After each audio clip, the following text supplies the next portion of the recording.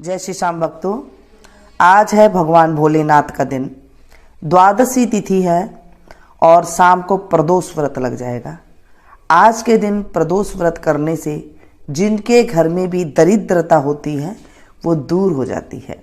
यह हमारे ग्रंथों में लिखा हुआ है। अगर आपके घर में गरीबी है तो आप प्रदोष व्रत कर लीजिए, गरीबी का नाश ऐसे हो जाएगा जैसे पता ही नहीं चला आपको। ऐसे हमारे शास्त्रों में कहा गया है। तो आज हम प्रदोष व्रत की महिमा का गुणगान करेंगे, सुनेंगे। बोलिए शंकर भगवान की जय, माता पार्वती की जय। प्रदोष के दिन शाम को पूजा की जाती है, संध्या बेला में पूजा की जाती है।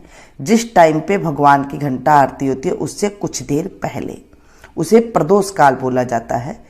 सुबह से लेके शाम तक आप अगर निगोट रह सकते हैं तो अच्छी बात है, पानी पी सकते हैं, चाय पी सकते हैं। अगर नहीं रह सकते हैं तो फलियार भी कर सकते हैं।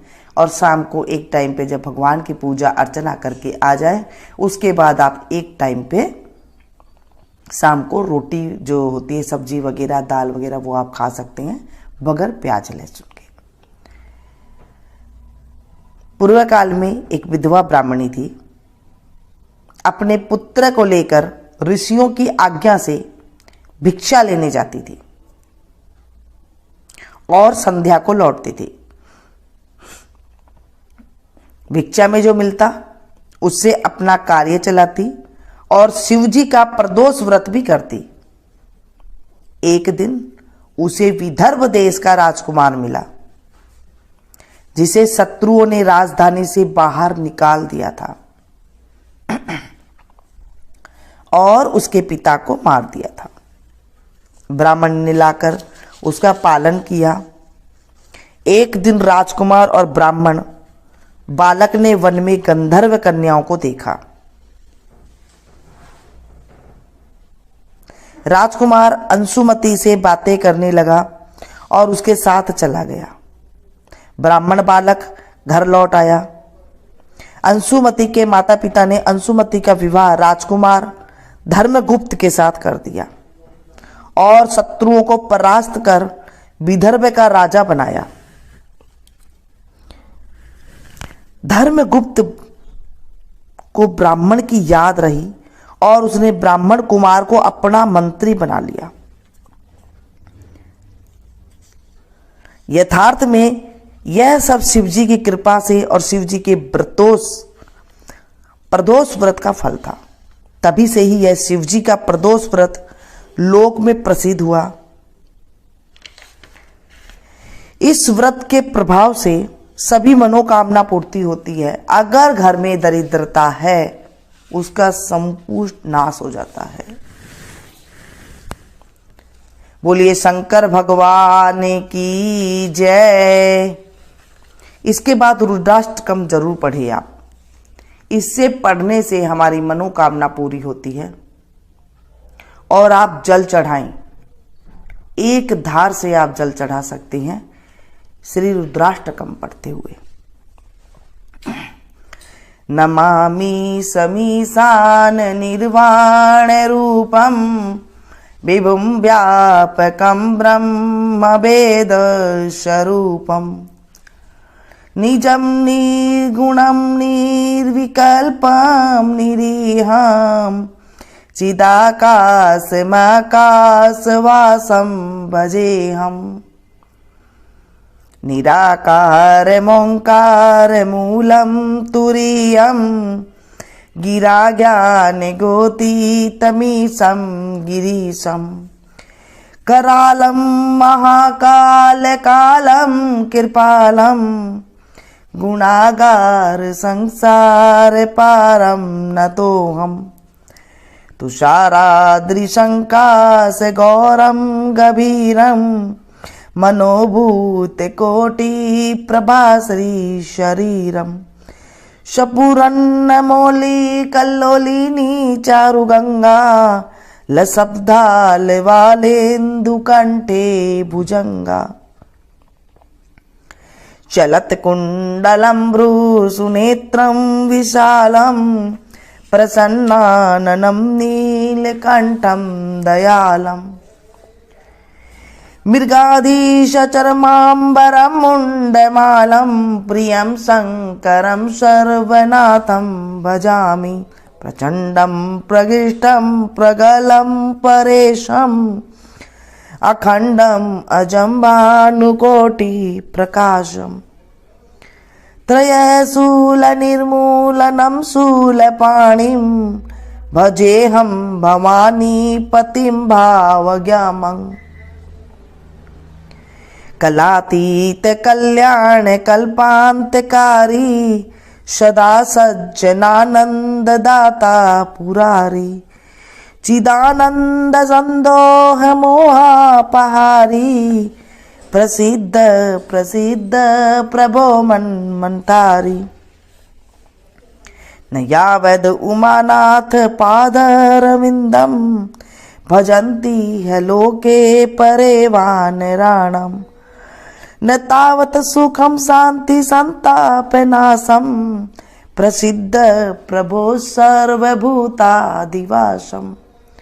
न जानामि योगम जपम नेव पूजाम न तो हम सदा सर्वदा संभुतुभ्यम जरा जन्म दुखो गतातप्यमानम प्रभो पाह्यापन्नमामि शम्भो प्रभो पाह्यापन्नमामि शम्भो द्राष्टकमिन्दपोक्तं विप्रणिहर्तोषे ये पठन्ति नरा भक्त्या तेषां शम्भु प्रसिद्धति सांब सदा शिवाय नमः। बोलिए शंकर भगवान की जय।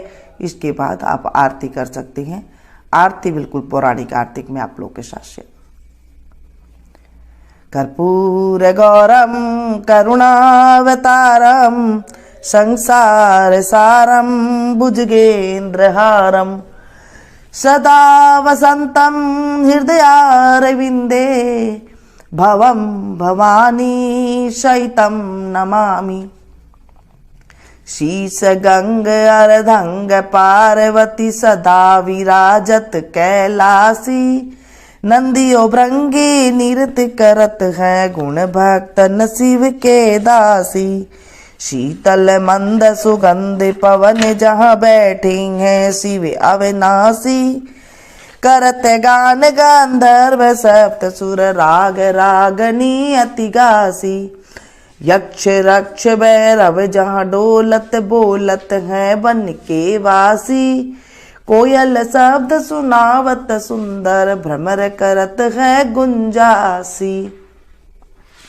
कल्प धूमि अरुपार जाति तरु लाग रहे हैं लक्षासी कामधेनु कोटिक जहाँ डोलत करत फिरत है वीक्षासी सूर्यकांत सम पर्वत शोभित चंद्रकांत भव के वासी छो तुरि तुरि तो फलत चढ़त है पुष्प चढ़त है बरसासी देव मुनि जन की भीड़ पड़त है निगम रहत जो नित्य गासी ब्रह्मा विष्णु जी को ध्यान धरत है बाबा शंकर जी को ध्यान धरत है कछु शिव हमको फरमासी रिद्ध सिद्धि के दाता शंकर सदा आनंदित सुख राशि जिनको सुमिरन सेवा करता बोले जिनको सुमिरन पूजा करता छूट जाए यम की फांसी त्रिशूल धर जी को ध्यान निरंतर मना लगाई कर जोगासी दूर करो विपदा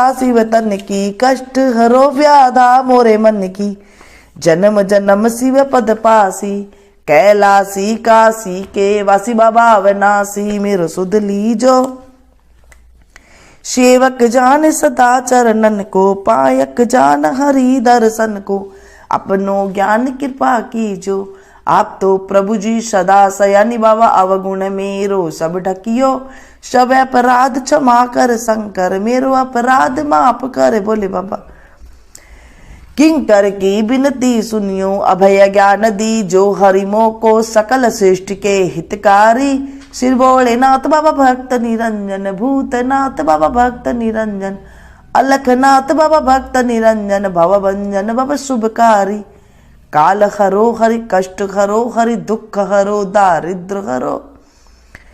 नमामि शंकर भवानी, बोले बाबा हर हर शंकर आप शरणम। सेवा पूजा बंदगी सभी तुम्हारे हाथ, मैं तो कुछ जानू नहीं तुम जानो रघुनाथ।